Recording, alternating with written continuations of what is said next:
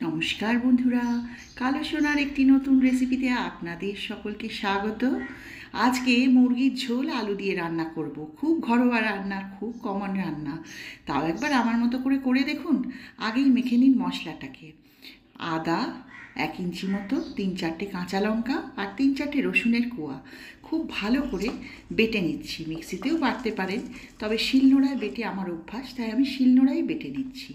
মশলাটা কিন্তু খুব নিপাস করে বাটা হওয়া চাই, তা না হলে মাংসের সাথে মিশবে না। এই রকম করে তুলে নিন আদা বাটাটা, কারণ আদা বাটাটা খুব ভালো হয়ে গেলে আদার সমস্ত ফাইবার শিলনোড়া থেকে উঠে আসবে যদি আদাটা এইভাবে তোলেন। দেখুন আমি মশলাটা খুব ভালো করে বেটে নিয়েছি, দেখে বুঝতে পারছেন। এইবার দেখুন এইভাবে ঘুরিয়ে ঘুরিয়ে তুলে নিচ্ছি শিলনোড়া থেকে। সমস্ত আদা বাটা কিন্তু এইভাবেই উঠে আসবে, আর শিলনোড়াটাও একদম পরিষ্কার হয়ে যাবে বিনা কষ্টে। লক্ষ্য করুন, এইভাবে একটা বলের মতন হয়ে গেল পুরো মশলাটা। এইবার এই মশলাটার সাথে কিছু গোলমরিচ গুঁড়ো করে নিচ্ছি হামানদিস্তায়। গোলমরিচ যদি ফ্রেশ গুঁড়ো করেন, অর্থাৎ সঙ্গে সঙ্গে গুঁড়ো করে রান্নায় দেন, তার আস্বাদটা আলাদাই হয়। ঝাঁঝও থাকে, খেতেও অন্যরকম লাগে।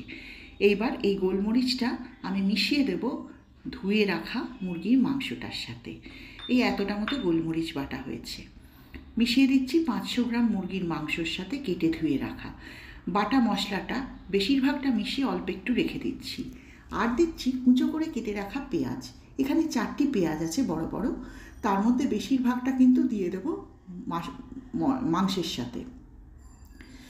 আর দিচ্ছি স্বাদ মতো নুন আর হলুদ।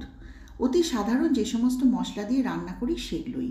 আর মেশানোর জন্য একটু সর্ষের তেল। হাত দিয়ে মেখে নিতে পারলে খুবই ভালো হয়।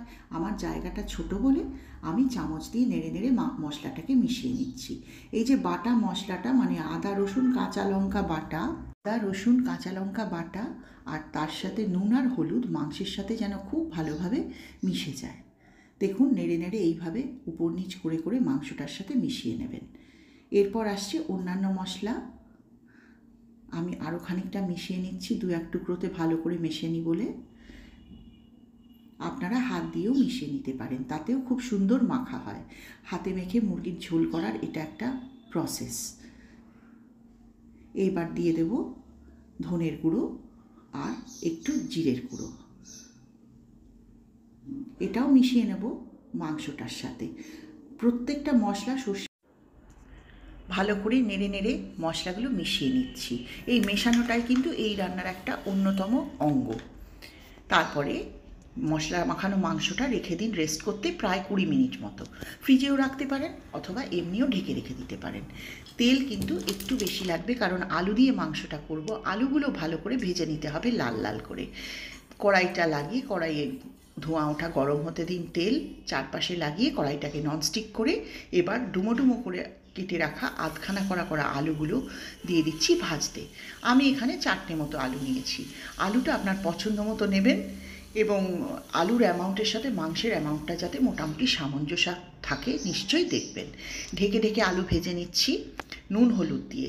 তাতে করে আলুর রঙটা কিন্তু খুব সুন্দর হবে এবং খেতেও ভালো লাগবে। আলুটা প্রায় 80% ভাজা হয়ে যাওয়া পর্যন্ত ভাজুন, ভেজে তুলে নিন। দেখুন আমার আলুগুলোর রং দেখলেই বুঝতে পারবেন। আলু তুলে নিলাম আলাদা একটা জায়গায়। এবারে ফোড়ন দিন তেজপাতা আর গোটা গরম মশলা। আমি এলাচ, দারচিনি আর লবঙ্গ দিয়েছি, আর একটা স্টার অ্যানাইস, মানে ওই চরকি ফুলের টুকরো। আপনারা যে কোনো গরম মশলা দিতে পারেন, এর মধ্যে দারচিনি লবঙ্গ এলাচও দিতে পারেন। এবার বাঁচিয়ে রাখা পেঁয়াজের কুচি আর বাটা মশলার একটু অংশ যেটা রেখে দিয়েছিলাম দিয়ে দিচ্ছি এই গরম তেলে। ভালো করে এটা নেড়ে চেড়ে ভেজে নিতে হবে, তবে পেঁয়াজ কিন্তু পুড়িয়ে ফেলবেন না। মশলা আর পেঁয়াজ এমনভাবে ভাজবেন যাতে পেঁয়াজের রঙটা পরিবর্তন হয়ে কিছুটা নরম হয়ে আসে, অর্থাৎ এই পেঁয়াজটা আপনার মাংসের সাথে যেন মিশে যেতে পারে। একেবারে পুড়িয়ে ফেললে কিন্তু স্বাদটা ভালো হবে না। এবার রাখা মাংসটা মশলাসহ ঢেলে দিন এই পেঁয়াজ ভাজার মধ্যে। এবার আসছে রান্নার আসল অংশ। নেড়ে চেড়ে কম আগুনে আপনাকে কষিয়ে নিতে হবে এই মুরগির মাংসটা। এই নাড়াচাড়ার ফলেই দেখবেন মাংসটা থেকে জল ছেড়ে আসবে আর তেল ছাড়া ছাড়া একটা অ্যাপিয়ারেন্স হবে, অর্থাৎ মাংসটা খুব ভালো করে ভাজা হয়ে যাবে এবং ভাজতে ভাজতেই নেড়ে নেড়ে সেদ্ধ হয়ে যাবে। দেখুন অল্প অল্প করে জল ছাড়তে আরম্ভ করেছে সাইড দিয়ে। বুঝতে পারবেন মাংসের ধার থেকে তেল আর জল আলাদা করে একটু একটু করে বেরিয়ে আসবে।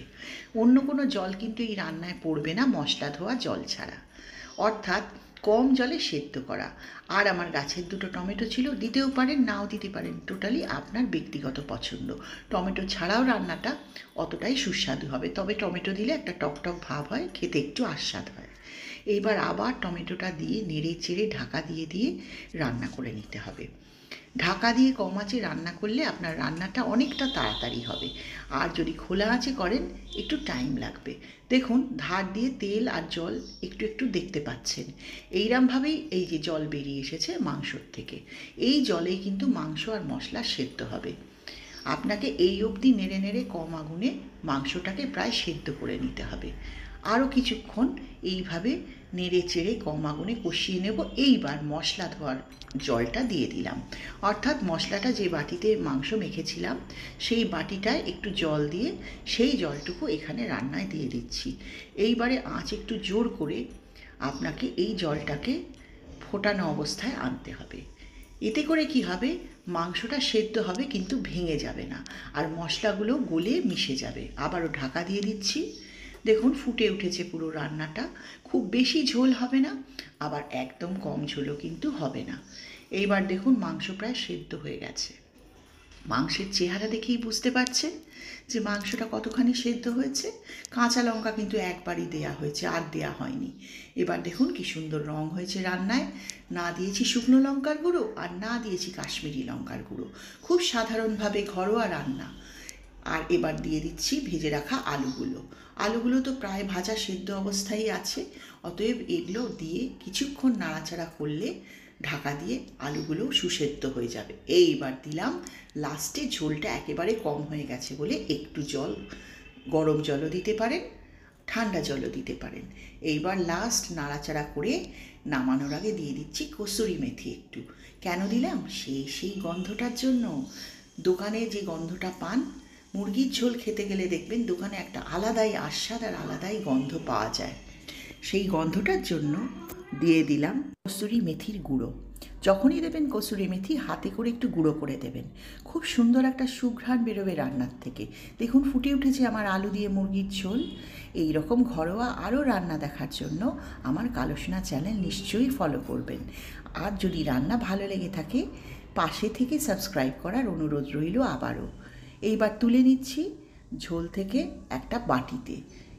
এবার পরিবেশন করার জন্য মুরগির মাংসটা আমি তুলে নিচ্ছি আলাদা একটা বাটিতে। রং আর চেহারা দেখে বুঝতে পারছেন কতটা দেখতে সুন্দর হয়েছে। যেমন দেখতে সুন্দর হয়েছে, খেতেও কিন্তু তেমন দুর্দান্ত হয়েছে। আপনারাও এইভাবে করে দেখুন আলু দিয়ে মুরগির ঝোল, খুব জনপ্রিয় একটি রেসিপি, বলতে পারেন চিকেন কারি বাঙালির।